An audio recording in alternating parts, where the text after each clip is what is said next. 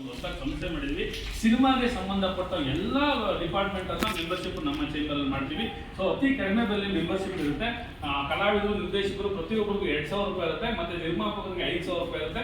ಮತ್ತೆ film title 500 ರೂಪಾಯಿ ಇರುತ್ತೆ.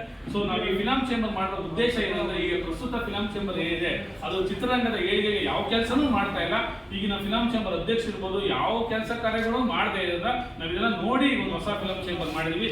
ಈಗಿನ ಪ್ರಸ್ತುತ ಫಿಲಂ ಚೇಂಬರ್ ಗೋವಾ ಕರ್ಕೊಂಡು ಹೋಗಿ ಪಾರ್ಟಿ ಮಾಡುವ ಒಂದು ಶೋಕಿ ಕೆಲಸ ಕಾರ್ಯಗಳು ಫಿಲಂ ಚೇಂಬರ್ ಕೂತ್ಕೊಂಡು ಮಾಡ್ತಾ ಇದ್ದಾರೆ.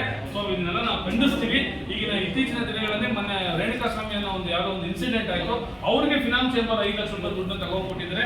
ಇದನ್ನು ನಾವು ಖಂಡಿಸ್ತೀವಿ. ಯಾಕೆಂದ್ರೆ ಸಮಾಜದ 108 ಕೆಲಸ ಕಾರ್ಯಗಳು ನಡೀತವೆ, ಅನ್ಯಾಯಗಳಾಗ್ತವೆ. ಅವರು ಪ್ರತಿಯೊಬ್ಬರಿಗೂ 5 ಲಕ್ಷ ರೂಪಾಯಿ ಮೆಂಬರ್ಶಿಪ್ ದುಡ್ಡು ಕೊಡೋದು ಬೇಡ ಅಂತ ನಾನು ಇದನ್ನ ಮುಖ ಹೇಳ್ತಾ ಇದ್ದೀನಿ.